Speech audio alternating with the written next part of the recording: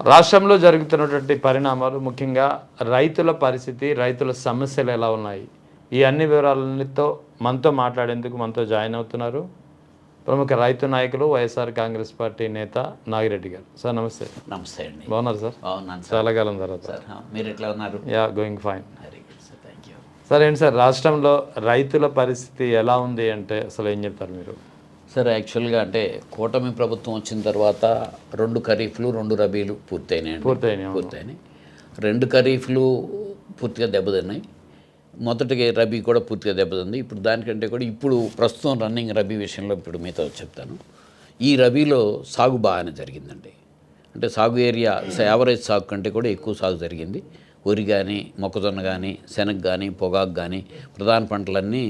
దానికి కారణం నదీ జలాల్లో వర్షాలు ఉండే నదీ జలాలు ఉండటం, అన్ని రిజర్వాయర్లో నీళ్లు ఉండటం, ప్లస్ మోంతా తుఫాన్ వచ్చిన తర్వాత మళ్ళీ వర్షపాతం పడటం మూలంగా. సో ఇవన్నీ జరిగినాయి. జనరల్గా ఖరీఫ్తో పోలిస్తే రబీ పంట కొద్దిగా బాగుంటుంది. ఎప్పుడు బాగుంటుంది. ప్లస్ రెండోది ఏమో డ్యూరేషన్ ఆఫ్ డే టైము, అంటే సన్లైట్ టైము రబీలో 13 గంటలు, ఖరీఫ్లో 11 గంటలు. అంటే ఫోటోసింథటిక్ పీరియడ్ ఎక్కువ ఉంటుంది కాబట్టి రబీలో దిగుబడులు ఎప్పుడు కూడా పెచ్చుగా ఉంటాయి.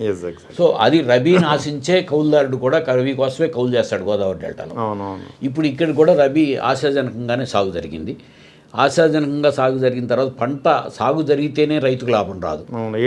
రైతుకు లాభం ఎప్పుడు వస్తుందంటే ఈల్డ్ వచ్చినప్పటికి కూడా అమ్ముకుంటే ధర వస్తేనే రైతుకు లాభం వస్తుంది.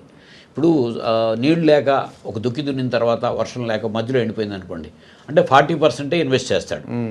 ఇన్వెస్ట్మెంటే 40% పోతుంది. కానీ పంట మొత్తం పండి దిగుబడి వచ్చిన తర్వాత 100% ఇన్వెస్ట్మెంట్ చేసిన తర్వాత మార్కెట్కి వచ్చేటప్పుడు ధర లేకపోతే ఎక్కువ నష్టపోతాడు. ఇప్పుడు ఈ రబీలో జరిగింది ఏంటంటే చంద్రబాబు నాయుడు గారు వరి సాగు చేయొద్దు, లేకపోతే వరి తినరు, లేకపోతే అదొక రాంగ్. ఎందుకనో మరి ఆయన మాట్లాడుకోవాలని మాటలు మాట్లాడుతున్నారు. ఇండియాలో ధాన్యం ఉత్పత్తిలో అత్యధిక ఫస్ట్ ప్లేస్ ఉత్తరప్రదేశ్ అండి. అంటే 100కు 30% మంది అక్కడ ధాన్యం వరి అన్నం తింటారు. తెలంగాణ 2వ ప్లేసు. సో తెలంగాణ మనం రాష్ట్రం డివిజన్ కాకముందు 5వ స్థానంలో ఉమ్మడి ఆంధ్రప్రదేశ్ ధాన్యం ఉత్పత్తిలో ఉండేది. ఇప్పుడు తెలంగాణ 2వ ప్లేస్కి వెళ్ళింది, ఆంధ్రప్రదేశ్ ఏమో 9వ స్థానానికి వెళ్ళింది. ఒకప్పుడు దేశంలో ధాన్యాగారంగా ఆంధ్రప్రదేశ్, దక్షిణ భారత ధాన్యాగారంగా కృష్ణా, గోదావరి, పెన్నా డెల్టాలని అనుకునేవారు. అన్నపూర్ణ ఆంధ్రప్రదేశ్గా పేరుండేది. అటువంటిది తెలంగాణలోనేమో మీరు వరి పండించండి, సన్న బియ్యం పండిస్తే క్వింటాల్కి 500 బోనస్ ఇస్తామని వీళ్ళు మాట్లాడుతున్నారు. అక్కడేమో వరి పండించొద్దని మాట్లాడుతున్నారు. ఓకే, కానీ ప్రత్యామ్నాయ పంట చూపించాలి కదా. ఇప్పుడు రబీలో కూడా అత్యధికంగా సాగు జరిగింది. 27 లక్షల హెక్టార్లో పంటలన్నీ కలిపి సాగు జరిగితే దగ్గరగా 9.19 లక్షల హెక్టార్లో ధాన్యమే జరిగింది. దానికి ప్రత్యామ్నాయం లేదు. పెన్నా డెల్టా కానీ, గోదావరి డెల్టాలో కానీ. కృష్ణా డెల్టాలో మనం రబీకి నీళ్ళు ఇవ్వట్లేదు. ఇక్కడ ప్యాడీ ప్రత్యామ్నాయం వెళ్ళిపోయింది, అవకాశం ఉన్న దగ్గర. రెండో పంట మొక్కజొన్న పంట ఇంతవరకు రాష్ట్రంలో ఎప్పుడూ జరగనంతగా సాగు జరిగిందండి. 12 లక్షల హెక్టార్లు, 12 లక్షల ఎకరాల పైన 12.41 లక్షల ఎకరాల్లో మొక్కజొన్న సాగు జరిగింది ఈ సంవత్సరం. అంటే నేను చెప్పిన మొక్కజొన్నకు నీళ్లు కావాలి, నీరు కావాలి, ఎరువు కావాలి. సో ఎక్కడైతే వరి మొక్కజొన్న సాగు ఉన్న దగ్గర యూరియా కూడా షార్టేజ్ వచ్చింది. సో మీరు యూరియా వాడొద్దని మాట్లాడడానికి కూడా శాస్త్రవేత్తలు ఇచ్చిన రికమెండేషన్స్నే రైతులు వాడుతున్నారు. సో మీరు అది కాదని పరిశోధనా సంస్థల్లో చూపించవచ్చు కదా. ఇదిగో ఇంత తగ్గిస్తే దిగుబడి వచ్చింది. యూరియా సప్లై చేయలేక యూరియా వాడద్దని చెప్తున్నారు వీళ్ళు. అది మంచి విధానం కాదు, తప్పు కదా. సరే, ఇప్పుడు అనుకోకుండా 12.41 లక్షల హెక్టార్లో సాగు జరిగిన మొక్కజొన్న పంట 35 నుంచి 40 క్వింటాళ్ళు దిగుబడి వచ్చిందండి. సో అనంతపురం దగ్గర నుంచి మొదలుపెట్టి అనంతపురం, నంద్యాల, కర్నూలు, కడప, మళ్ళీ ప్రకాశం, ఒక నెల్లూరు, చిత్తూరు తప్ప మళ్ళీ గుంటూరు, బాపట్ల దాకా మొక్కజొన్న చాలా ప్రధానమైన పంట రబీలో. అట్లాగే శ్రీకాకుళం, విజయనగరం, మన్యం ఈ జిల్లాలన్నీ ప్రధానమైన పంట. వెస్ట్ గోదావరి, ఈస్ట్ గోదావరిలో కూడా, వెస్ట్ గోదావరి ఏలూరు జిల్లాలో విత్తనం మొక్కజొన్న సాగు జరుగుతుందండి. కానీ కమర్షియల్ మొక్కజొన్న మిగతా ప్రాంతాలంతా కూడా దానికి కనీస మద్దతు ధర 2,400 రూపాయలు కేంద్ర ప్రభుత్వం ప్రకటించిన ధర. లాస్ట్ ఖరీఫ్లో కూడా 1,400 నుంచి 1,800కి అమ్ముకున్నారు. తెలంగాణలోనేమో తెలంగాణ స్టేట్ గవర్నమెంట్ ప్రొక్యూర్ చేసింది. ఆంధ్రప్రదేశ్లో అసలు ఆ మొక్కజొన్న ప్రొక్యూర్ చేసే ప్రయత్నమే చేయాలి. ఇక్కడ కేంద్ర ప్రభుత్వం అంటే PSS scheme, price stabilization scheme కింద ఆయిల్ సీడ్స్ కానీ, పప్పు ధాన్యాలు కానీ, అట్లాగే ఫుడ్ గ్రెయిన్స్ మాత్రమే ప్రొక్యూర్ చేస్తుందండి. జొన్న లేకపోతే ఎప్పుడు కూడా ప్రొక్యూర్ చేసిన దాఖలాలు నాకు తెలిసి అయితే లేవు. So last time Jaganmohan Reddy గారు ముఖ్యమంత్రిగా ఉండగా కూడా 5 సంవత్సరాల్లో 3 సంవత్సరాలు ఇట్లాగే ధరబడిపోతే రాష్ట్ర ప్రభుత్వం నుంచి మార్కెట్ నుంచే ప్రొక్యూర్ చేశాం. ఖరీఫ్లో తెలంగాణ స్టేట్ గవర్నమెంటే ప్రొక్యూర్ చేసింది. ఇప్పుడు రబీలో కూడా తెలంగాణ ప్రొక్యూర్ చేస్తుంది, పక్కనున్న కర్ణాటక ప్రొక్యూర్ చేస్తుంది, ఉత్తరప్రదేశ్ ప్రొక్యూర్ చేస్తుంది, మధ్యప్రదేశ్ కూడా స్టార్ట్ చేసింది. ఆంధ్రప్రదేశ్ నుంచి ఏం చేశారంటే కేంద్ర ప్రభుత్వానికి మేము లేఖ రాశాము. ఇది ఒక 3 వారాల క్రితం ముఖ్యమంత్రి గారు చాలా ఆర్భాటంగా ప్రకటన చేశారు.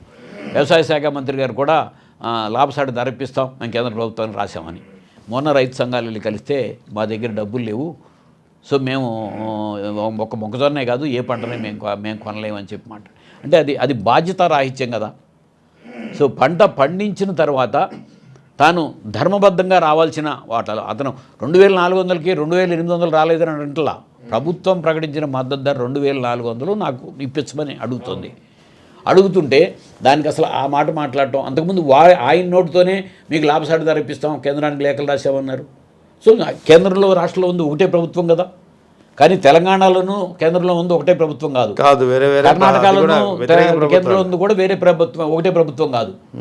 సో మీరు ఒకటే కూటమి ప్రభుత్వం, మీరు కేంద్రంలో ఉండగా అంటే ఇది బాధ వినటానికి మాకే బాధగా ఉంది. వాళ్ళకి తెలంగాణ రైతుకు దక్కుతున్నటువంటి గిట్టుబాటు ధర ఆంధ్ర రైతుకు ఎందుకు దక్కడం లేదు? అది రాష్ట్ర ప్రభుత్వం చేయాల్సిన కార్యక్రమంలో. సో ఎప్పుడైతే ధరలు కుప్పకూలినాయో అయితే కేంద్ర ప్రభుత్వం ద్వారాగా సేకరణ చేయించాలి, లేకపోతే రాష్ట్ర ప్రభుత్వం చేయాలి. ఈ 2 కార్యక్రమాలు కూడా అక్కడ అసలు చేసే ఉద్దేశమే లేదు. మా దగ్గర డబ్బులు లేవు అని మాట్లాడటం అంటే 1,00,000 కోట్లతో క్యాపిటల్ అమరావతి నిర్మాణంలోకి పెడతా ఉంటారు, సరే ఓకే. కానీ దానికి లేని 22-23 ఓళ్ళకి ఇప్పుడు అంతా కూడా 30,000 జనాభా కూడా దగ్గర అవుటర్ రింగ్ రోడ్డు 23,000 24,000 కోట్లతో అవుటర్ రింగ్ రోడ్డు పెడతామని. హైదరాబాద్కి అవుటర్ రింగ్ రోడ్డు పెట్టారంటే ఒక అర్థం ఉంది. సో నువ్వు అమరావతి నిజంగానే నువ్వు అన్నట్టుగా 20 లక్షలు 30 లక్షలు జనాభా దాటిన తర్వాత విజయవాడ జనాభానే వాళ్ళకి 17 లక్షలు 18 లక్షలు. సో అక్కడైతే డబ్బులు ఉన్నాయి. ఎంతమంది 12.4 లక్షల ఎకరాల్లో సాగు జరిగిందంటే దగ్గరగా 5 లక్షల మంది రైతులు నష్టపోతున్నారు. అంటే క్వింటాల్కి 700-800 రూపాయలు అంటే ఎకరానికి 3,000 రూపాయల పైన, ఎకరానికి 30,000 పైన అండి. అంటే ఒక 35 క్వింటాలు. సో క్వింటాల్కే 2,400కిను 1,400 నుంచి 1,800 అమ్ముకున్నాడు. యావరేజ్ను 700, 800, 900 నష్టపోయాడు. అంటే డైరెక్ట్గా ఒక మొక్కజొన్న రైతే రాష్ట్రంలో ఈరోజు 2,500 నుంచి 3,000 కోట్లు నష్టపోయాడు. 5 లక్షల మంది రైతులు. ఇదేం 5 మంది రైతులు కాదు నష్టపోయింది. సో ఇక్కడ ఏమాత్రం కూడా ఆ దృష్టి పెట్టకపోవడం అనేది అది రాష్ట్ర ప్రభుత్వం అది వైఫల్యం అనాలా? వైఫల్యం కూడా కాదు. అంటే వాళ్ళకి అసలు రైతులని ఈ పరిస్థితుల్లో ఉన్నప్పుడు రైతులను ఆదుకోవాలనే ఆలోచన లేకపోవడం. ఇక్కడ ఒకటి మీ ద్వారాగా నేను రైతు సంఘార్థులకు కూడా చేసే విజ్ఞప్తి ఏంటంటే, ఈ మొక్కజొన్న రైతుల్లో వైఎస్ఆర్సీపీ వాళ్ళే ఉంటారు కదా. అవును, రైతులు అనగా అందరూ ఉంటారు. సో అధికార పక్షానికి మీరు అధికారంలో రావడానికి ఓట్లేసిన రైతులు ఉంటారు. ఇప్పుడు వాళ్ళు నష్టపోతున్నారు కదా. సో ఇటువంటి ఆలోచన దగ్గర ఎన్ని ఇబ్బందులు వచ్చినా సరే రైతుని కాపాడే స్టేజీలకు ఒకటి చెప్పండి సార్. మీరు రైతు నాయకులుగా చాలా కాలంగా రైతులతో అసోసియేట్ అయి ఉన్నారు. గతంలో చాలా ప్రభుత్వాలు చూశారు. వైఎస్ఆర్ ప్రభుత్వం చూశారు, వైఎస్ జగన్ ప్రభుత్వం చూశారు, అంతకుముందు చంద్రబాబు నాయుడు ప్రభుత్వం చూశారు, ఇప్పుడు చూశారు. రైతుల విషయం వచ్చేటప్పటికి చంద్రబాబు ఎందుకు వ్యతిరేకంగా మాట్లాడుతుంటారంటే ఏం చెప్తారు సార్? అది గతంలో వ్యవసాయం దండగ అన్నారు. దండగ కాదు పండగని చూపించింది వైఎస్ఆర్. సార్ ఒక వ్యవసాయం దండగంటమే కాదు, ఆ టైంలో ఉచిత విద్యుత్ ఏమని అడిగితే ఉచిత విద్యుత్ ఇస్తే తీగల మీద బట్టలారేసుకుంటారని మాట వాస్తవంగా ఉంది. సో ఇప్పటికీ బషీర్బాగ్ ఉద్యమం విద్యుత్ ఉద్యమమే కదా, ఇప్పటికీ కళ్ళ ముందు ఉంది. బషీర్బాగ్ ఒకటే కాదు సార్, అక్కడ కాల్దరి పశ్చిమ గోదావరి కాల్దరి కూడా వ్యవసాయ విద్యుత్ ఉద్యమే. 2 చోట్ల కూడా రైతుల మీద కాల్పులు జరిపిన పరిస్థితి. ఆ చీకటి లేకపోతే ఆ మచ్చను తొలగించుకునే ప్రయత్నం ఈసారైనా చేస్తాడేమో అని చెప్పి మేము రైతు సంఘాలుగా మేము కూడా ఇప్పుడు రాజశేఖర రెడ్డి గారు ముఖ్యమంత్రిగా మాకు అందరికీ ముఖ్యమంత్రే, జగన్మోహన్ రెడ్డి గారు కూడా మాకు అందరికీ ముఖ్యమంత్రే, చంద్రబాబు నాయుడు గారు కూడా ఇప్పుడు నాకు కూడా ముఖ్యమంత్రే. నేను దాన్ని ఆ రాష్ట్ర ఓటర్కు ప్రతి వాళ్ళకి ముఖ్యమంత్రే. కానీ మారుతాడేమో అనుకునే ప్రతిసారి కూడా రైతులకి వ్యతిరేకమైన ఇదిలోకి వెళ్తాం జరుగుతుంది. పెద్ద పెద్ద ప్రచార ఆర్భాటాలు మాత్రం చాలా ఎక్కువగా ఉంటాయి. ఇప్పటికీ రాజశేఖర రెడ్డి గారిని మరి రాష్ట్ర విభజన జరిగిపోయిన తర్వాత కూడా తెలంగాణ వచ్చినా సరే వ్యవసాయంలో రైతాంగం రాజశేఖర రెడ్డి గారిని ఎందుకు గుర్తుపెట్టుకుంటున్నారండి? ఇవాళ ఆయన ఇచ్చిన ఉచిత విద్యుత్ అనేది ఇవాళ సామాన్యమైన విషయం కాదు. అంటే సాగునీటి ప్రాజెక్టుల నుంచి ఇచ్చే నీళ్లు వైపు అయితే రైతు బోర్ వేసుకుని తనే మోటార్ పెట్టుకుని మోటార్ కాలిపోతే తన డబ్బులతో ఇస్తే అది 7 గంటలు ఉచిత విద్యుత్తుని రాజశేఖర రెడ్డి గారు ఇస్తే చంద్రబాబు నాయుడు గారి టైంలో పగలు 4 గంటలు రాత్రి 7 గంటలు దాన్ని పెంచే ప్రయత్నం కూడా చేయాలి. జగన్మోహన్ రెడ్డి గారు వచ్చిన తర్వాత దాన్ని 9 గంటలు ఇచ్చారు. తెలంగాణలో 24 గంటలు ఇచ్చారు. దాని మూలంగానే రాయలసీమ మొత్తం హార్టికల్చర్ మొత్తం కూడా పెరిగింది. ఇవాళ మీకు కూడా గోదావరి జిల్లాలతో బాగా నాలెడ్జ్ ఉంది. ఇవాళ వెస్ట్ గోదావరిలో కానీ అక్కడ పామాయిల్ అంతా పెరిగిందంటే రాజశేఖర రెడ్డి గారు ముఖ్యమంత్రి వచ్చేటప్పటికి వాళ్ళంతా కూడా కరెంటు బిల్లులు కట్టలేని పరిస్థితిలో ఉంటే ఉచిత విద్యుత్ ఇచ్చినప్పుడు కూడా 3 లక్షల కనెక్షన్స్ తత్కాల కనెక్షన్స్ ఉన్నాయి. ఆ 9 ఏళ్ళలో చంద్రబాబు నాయుడు గారు వ్యవసాయ కనెక్షన్స్ కూడా ఇవ్వాల, కావాలంటే వ్యాపార కనెక్షన్స్ తీసుకోమన్నట్టుగా తత్కాల కనెక్షన్స్. ఆయన ఏలూరు వస్తే రాజశేఖర రెడ్డి గారు మా రైతాంగ సమాఖ్య తరఫున నాగేంద్రనాథ్ గారు, నేను, మాగంటి సీతారామ స్వామి గారు, కావూరు సాంబశివరావు గారు ఇప్పుడే చనిపోయి ఉన్నారు, ఆయన ద్వారా అపాయింట్మెంట్ తీసుకుని సార్ మీరు వ్యవసాయానికి ఉచిత విద్యుత్ ఇచ్చారు, వీళ్ళు కూడా వ్యవసాయానికే వాడుకునేది, వీళ్ళ కనెక్షన్స్ ఇవ్వకపోవడం మూలంగా చేసుకున్నారు, వీళ్ళు చాలా వేల బిల్లులు బకాయిలు ఉన్నాయంటే ఆ బకాయిలు తొలి సంతకంతోనే రద్దు చేశాడు ఆయన విద్యుత్ బకాయిలు. ఆ 3 లక్షల కనెక్షన్స్ కూడా తత్కాల కనెక్షన్స్ అన్ని తీసేసి ఉచిత విద్యుత్ ఇస్తే ఇవాళ పామాయిల్ బెల్ట్ అంతా కూడా అక్కడ పెరిగింది అంటే ఆ విద్యుత్ కనెక్షన్స్ మూలంగానే. సో అందుకనే ఆయన గుర్తుపెట్టున్నారు. మళ్ళీ దాన్ని 7 గంటలు 9 గంటలకు పెంచి పగలే ఇచ్చింది జగన్మోహన్ రెడ్డి గారు, ట్రాన్స్ఫార్మర్లు పెంచి. సో వ్యవసాయం అనేది వచ్చిన తర్వాత అంటే రాష్ట్రం వ్యవసాయిక రాష్ట్రం ఆంధ్రప్రదేశ్. వ్యవసాయం బాగుండి గ్రామీణ ప్రాంతాల ఆదాయం బాగుంటేనే రాష్ట్ర ఆదాయ వనరులు బాగుంటాయి. ఇప్పుడు ఈ సంవత్సరం తీసుకోండి, వాళ్ళు ఇచ్చిన బడ్జెట్లో 22,000 కోట్లు బడ్జెట్ అంచనాకి వాస్తవ ఆదాయానికి తగ్గిపోయింది. కానీ ఏం చెప్తే అందుకని మీరు ఎక్కడ చూసినా సరే రాష్ట్రంలో ఏ జిల్లాలకు వెళ్ళినా ఎక్కడ 1 ఎకరం కూడా భూమి ధర పెరగల. సబ్ రిజిస్టార్ ఆఫీసులో మొత్తం రిజిస్ట్రేషన్స్ గత కంటే కూడా ఆదాయాలు తగ్గిపోయినాయి. ఇది కనపడుతుంది కదా. వ్యవసాయ రంగం బాగుంటేనే రైతులు బాగుంటారు, రైతులతో పాటు వ్యవసాయ కార్మికులు బాగుంటారు, అక్కడున్న అనుబంధ రంగాలు బాగుంటాయి, చిన్న వ్యాపారస్తులు చిరు వ్యాపారస్తులు బాగుంటారు. చిన్న పట్టణాలు ఇప్పుడు మా పక్కన గుడివాడ ఉంది, గుడివాడలో వ్యాపారం బాగుండాలంటే మా చుట్టుపక్కల ఉన్న పల్లెల్లో రైతులకు ఆదాయం ఉండాలి. ఎందుకంటే రాష్ట్రంలో మేజర్ ఉండేది రైతులు, వ్యవసాయాధారిత రాష్ట్రము. సో రైతుల్లో బాగుంటే రైతుల్లో డబ్బుల లావాదేవీ జరిగితేనే చుట్టుపక్కల వ్యాపారాలు కూడా దానికి అనుగుణంగా లావాదేవీలు. ఇంకొక పాయింట్ చెప్తాను సార్. ఇప్పుడు మీరు ఎంప్లాయీగా మీరు సపోజ్ మీకు ఒక 50,000 జీతం ఉంది, మీ ఫ్యామిలీ బడ్జెట్ 47,000కో 48,000కో బడ్జెట్ పెట్టుకుంటారు. ఓకే, మీరు ఆ బడ్జెట్ని మీరు దాటి వెళ్ళిపోయేది ఉండదు, తగ్గిపోయి ఉండదు. మీ మూలంగా అబ్నార్మల్గా వ్యాపారం పెరగదు, తగ్గదు. అదే నేనున్నాను, నాకు లాభం వస్తే నా ఇంట్లో పిల్లలకి ఇంట్లో బట్టలతో సహా నేను 100 రూపాయలతో కొనే తుణిని 200లతో కొంటాను. సో బట్టలు కూడా 500లతో కొనే బట్టలు కూడా 1000 రూపాయలతో కొంటాను. లేకపోతే 500 కూడా కొన్నాం నాన్న, ఈ సంవత్సరానికి మనం వద్దు పాతాటితోనే సరిపెట్టుకుందాం. ఎగ్జాక్ట్లీ. సో ఇంట్లో నిత్యావసరాలు కానించి అన్నింటిలోనూ కూడా ఒక్కసారి డ్రాస్టిక్గా పడిపోతుంది. సో అది ప్లస్ ఇవన్నీ ఉంటేనే కదా సేల్స్ ట్యాక్స్ వచ్చేది. సో అర్బన్లోకి వచ్చేటప్పటికి అర్బన్ వ్యాపారాలు నడిస్తే అవి దెబ్బతింటాయి. ఇప్పుడు రబీలో ఇప్పుడు మనం మొక్కజొన్న పంట గురించి మాట్లాడాం. మొక్కజొన్న తర్వాత మూడో పంట ధాన్యం, మొక్కజొన్న తర్వాత శనగ పంట అండి. శనగ అది 10.2 లక్షల ఎకరాల్లో శనగ సాగు జరిగింది. 5,875 రూపాయలు ఇప్పుడు మార్కెట్ ఎంఎస్పి కనీస మద్దతు ధర. సో జగన్మోహన్ రెడ్డి గారు ఎలక్షన్ ప్రచారంలోకి వెళ్ళినప్పుడు 2019 ఏప్రిల్ మే నెలల ప్రచారంకి వెళ్ళినప్పుడు ప్రొద్దుటూరు కాన్స్టిట్యున్సీలోకి వెళ్ళినప్పుడు కడప జిల్లాలో అప్పటికి ధర లేదు. ధర లేకపోతే అక్కడ రైతాంగం శనగతో నష్టపోతామంటే ఆయన కాదు, మేము ప్రభుత్వంకి రాగానే మీకు ఇంత ధర ఇస్తామని చెప్పి అప్పుడు ఎంఎస్పి కంటే కూడా ఎక్కువ ఇస్తారని ఆయన అనౌన్స్ చేయడం జరిగింది. గవర్నమెంట్కు రాగానే వాళ్ళకి ఎకరానికి ఇంత లిమిట్ పెట్టి వాళ్ళకి డబ్బులు మొట్టమొదటిసారిగా శనగ రైతులకు డబ్బులు ఇచ్చింది జగన్మోహన్ రెడ్డి గారు.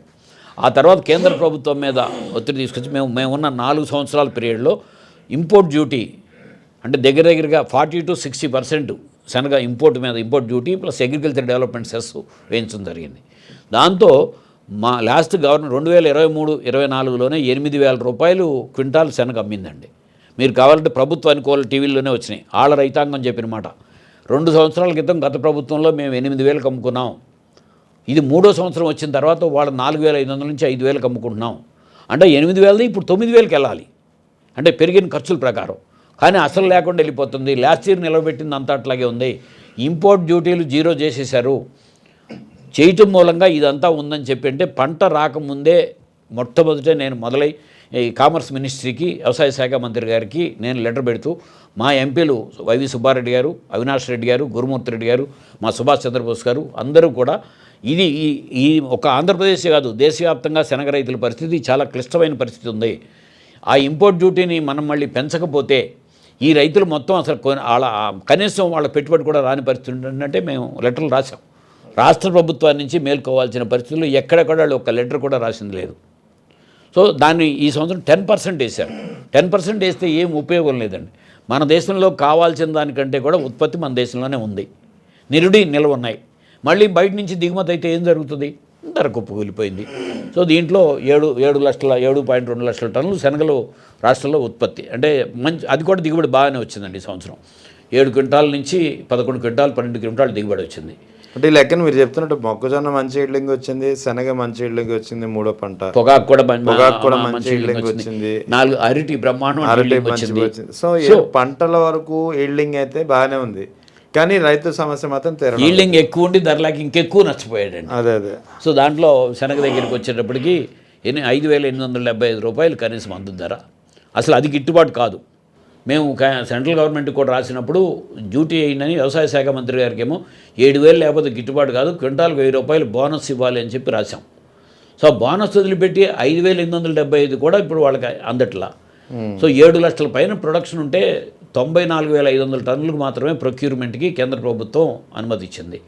అనుమతి ఇచ్చిన రోజున కూడా నేను ప్రెస్కి రిలీజ్ చేశాను. సాయంత్రం 4 గంటలకి శనగ రైతులు దెబ్బతినిపోతున్నారని. సరే, నైట్ 8 గంటలకు జనరల్గా నైట్ రిలీజ్ అవ్వదు. సెంట్రల్ నుంచి లెటర్ వచ్చింది వాళ్ళకి. వ్యవసాయ శాఖ మంత్రి గారు పెద్ద ఎత్తున మేము 94,500 టన్నులు మేము కొనుగోలు చేస్తాం 5 నుంచి. నేను ఆ రోజునే చెప్పాను, అయ్యా 7 లక్షల టన్నులు ప్రొడక్షన్ ఉంటే 94,500 టన్నులు దించుకుంటే దీని దగ్గర అక్రమాలు జరుగుతాయి, మీరు రైతుకు న్యాయం జరగదు అని చెప్పి. సో క్లియర్గా కృష్ణా జిల్లాలో నందిగామ కంచెంచర్ల ఏరియాలో వాళ్ళ అనుకూలమైన పత్రికలోనే వచ్చింది, మీ ప్రొక్యూర్మెంట్ దగ్గర రైతుల కంటే కూడా వ్యాపారస్తులు వచ్చారు అని. ప్రొద్దుటూరులో డైరెక్ట్గా మా ఎక్స్ఎమ్మెల్యే గారు ప్రెస్ మీట్ పెట్టి 20 టన్నులున్న ఒక లారీలో 20 టన్నులు వచ్చింది శనగ ప్రొక్యూర్మెంట్ సెంటర్కి. రైతుకి ఎక్కడైనా సరే 20 టన్నులు రైతుది వస్తుందా? కామన్ సెన్స్ పాయింట్తోనూ అంటే అక్రమాలు జరిగినాయి అనే దానికి ఇదికొచ్చింది. అది పోయి అది అయిపోయిన తర్వాత 94,500 టన్నులు కూడా కాకముందే ముందు ఆపేశారు. మళ్ళీ మొన్న పెద్ద ఎత్తున మేము కేంద్ర ప్రభుత్వాన్ని అడిగాం, 17,000 టన్నులు ప్రొక్యూర్మెంట్, 7 లక్షల టన్నులు ప్రొడక్షన్ ఎక్కడా? 94,500 15,000 టన్నులు అంటే మార్కెట్లో కాంపిటీషన్ క్రియేట్ చేస్తేనే కదండి. గవర్నమెంట్ మేము ఉన్నామని పోటీ క్రియేట్ చేస్తే 7 లక్షల టన్నులు ప్రభుత్వం కొనలేదని నేను అన్నాం. కానీ ప్రభుత్వం సరైన విధానంలో ఆర్డర్లు తెచ్చుకొని ఇదే పంట కర్ణాటకలో రాష్ట్ర ప్రభుత్వంలో కాంగ్రెస్ పార్టీ కుమారస్వామి ఒక్కడే కేంద్రంలో మంత్రిగా ఉన్నాడు. 9 లక్షల టన్నులకి కందులకి ప్రొక్యూర్మెంట్ కర్ణాటకలో ఆర్డర్ తీసుకొచ్చాడు. మన రాష్ట్రంలో 1,17,000 టన్నుల కందులకు మాత్రమే ఆర్డర్ వచ్చింది. ఏంటి మరి?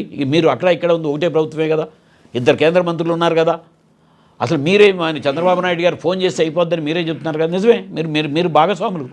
అంటే ఈ రైతాంగానికి మీ దగ్గర మీరు చేయరు, కేంద్ర ప్రభుత్వం నుంచి తీసుకొచ్చే పరిస్థితి కూడా చేయరా. లాస్ట్ ఇయర్ మనం మామిడి విషయంలో కూడా చూసాం. కర్ణాటక నుంచి ప్రొక్యూర్మెంట్ టనేజ్ ఎక్కువ టనేజ్కి అనుమతి ఇచ్చారు, ధర కూడా ఎక్కువ ఇచ్చారు అక్కడ. ఆ రోజున కూడా మాట్లాడాల. సో ఈ పరిస్థితిలోకి వెళ్తే రైతాంగం అనేవాళ్ళు ఎట్లా ఇదవుతారు? మూడో పంట ఇప్పుడు మళ్ళీ నేను ఈ శనగ పంట అండి దరిదాపుగా మొదటి పంట వేయరు నీటి వనరులు లేని మెరక ప్రాంతాలని అనంతపురం జిల్లాలో, కర్నూలు జిల్లాలో, కడప జిల్లాలో, ప్రకాశం జిల్లాలో, బాపట్ల జిల్లా, పల్నాడులోనే జరుగుతుంది. ఒకటే పంటగా, రెండో పంట ఉండదు దాంట్లో. నీటి వనరులు బోరుతో నీటి వనరు ఉన్న దగ్గర కాదు. అంటే ఒకటే పంటతో సాగు జరిగి వాళ్ళకు ఒక 7 క్వింటాల్లో 8 క్వింటాల్లో వచ్చిన దగ్గర అయ్యే ఖర్చులో 20,000 25,000 ఖర్చు పెడితే ఇప్పుడు 8,000 నుంచి 9,000 పోతే వాళ్ళు మళ్ళీ ఎట్లా సర్వైవ్ కావాలి? అసలు వెనుకబడిన జిల్లాల్లో పంట, మెట్ట ప్రాంతాల్లో పంట. సో కనీసం 8,000 రూపాయలు జగన్మోహన్ రెడ్డి గారు ఉండగా అమ్ముకుని 8,000కు కాదు వాళ్ళు అడుగుతుంది. 5,875 కన్నా కొనిపించే బాధ్యత రాష్ట్ర ప్రభుత్వానికి ఉందా లేదా? అవును. సో ఆ బాధ్యత నుంచి తొలగే ప్రయత్నం వ్యవసాయ శాఖ మంత్రి గారే మా దగ్గర డబ్బులు లేవు మేము కొనమని మాట్లాడటం, లేకపోతే మీరు ఈ పంటలు పండించొద్దు, ఈ పంటలకు తినరు, మీరు ఏ పంట పండించమని సూచించండి, డిమాండ్ ఉండే పంటలు పండించండి అని ముఖ్యమంత్రి మంత్రి అయితే ఆయన శాఖ గురించి కాకుండా అన్ని శాఖ గురించి అన్ని విషయాలు జగన్మోహన్ రెడ్డి గారు తిట్టడానికి అయితే ముందు ఫస్ట్ ఆయన మరి రాష్ట్రంలో చాలామంది ఆయనే వ్యవసాయ శాఖ మంత్రి అనేది రైతులకు తెలియని స్టేజ్లో ఉండదు. నేను విమర్శించట్లా, కానీ అన్నిటిలోకి సో మీకు ఎప్పుడు కూడా పంచాయతీరాజు అగ్రికల్చర్ మినిస్ట్రీ చాలా ఇంపార్టెంట్ అండి ప్రజలకు ఉపయోగపడటానికి. ఎవరైనా ఫైనాన్స్ను హోమ్ కావాలని కోరుకుంటారు, అక్కడ హోదాగా ఉంటుందని. కానీ ప్రజలకి ఏదన్నా చేయగలిగేది ఉంటే మా పంచాయతీరాజ్ మినిస్టరు, వ్యవసాయ శాఖ మినిస్టరే, మెజారిటీ జనం వీళ్ళే కదా.